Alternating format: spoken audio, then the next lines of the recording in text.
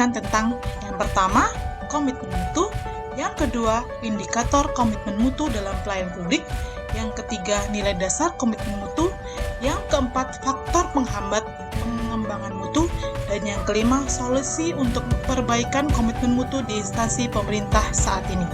Nah, untuk mulai yang pertama, komitmen mutu. Mutu itu sendiri adalah keseluruhan ciri atau karakteristik produk atau jasa dalam tujuannya untuk memenuhi kebutuhan dan harapan pelanggan. Nah, komitmen mutu adalah janji kepada diri sendiri atau orang lain yang tercermin pada tindakan kita sendiri. Nah, karena kita sebagai publik, maka kita harus menjaga mutu sebuah instansi, harus diorientasikan kepada kualitas hasil yang diharapkannya.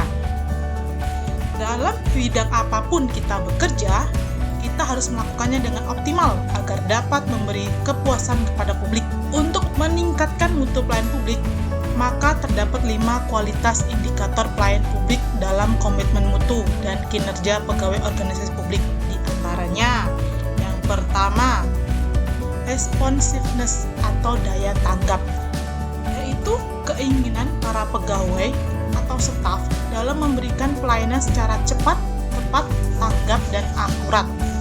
Yang kedua, assurance atau jaminan dan kepastian. Ini merupakan kemampuan, kesopanan, dan sifat yang dapat dipercaya yang dimiliki oleh pegawai atau staf yang bebas dari bahaya resiko dan keraguan. Ini meliputi kredibilitas, komunikasi, keamanan, sopan santun, dan kompetensi. Nah, untuk indikator yang ketiga itu tangible atau bukti langsung. Ini merupakan fasilitas fisik yang ada, berupa ada bangunannya, ada pegawainya, nah, semakin baik bukti fisik dari sebuah instansi, maka semakin baik juga mutunya. Untuk indikator yang keempat yaitu empathy atau pemberian perhatian secara tulus yang bersifat individu. Yang kelima yaitu reliability atau keandalan. Ini merupakan kemampuan memberikan pelayanan yang memuaskan sesuai dengan yang dijanjikan. Nah, setelah mengetahui indikatornya, berikut ada nilai-nilai dasar komitmen mutu. Yang pertama, orientasi mutu, yaitu komitmen untuk senantiasa melakukan pekerjaan dengan arah dan tujuan untuk kualitas pelayanan. Yang kedua yaitu efektif, yaitu menunjukkan tingkat tercapainya target yang telah direncanakan, baik menyangkut jumlah atau mutu hasil. Yang ketiga efisien, yaitu dapat menjalankan tugas dan mencapai hasil tanpa pemborosan sumber daya dan hemat waktu. Untuk yang keempat atau yang terakhir yaitu inovatif, yaitu sesuatu yang baru sebagai perwujudan ide kreativitas untuk meningkatkan mutu pelayanan. Nah, tadi kita sudah mengetahui mengenai nilai-nilai dasar dan indikator pengembangan mutu.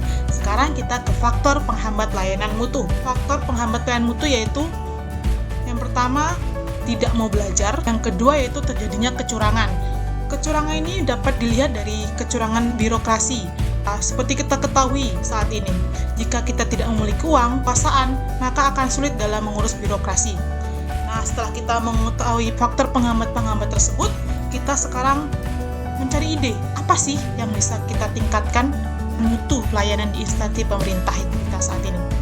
Nah, untuk yang pertama, kita bisa mulai dari diri kita sendiri. Mulai dari diri kita sendiri maksudnya kita harus memperbaiki diri kita sendiri.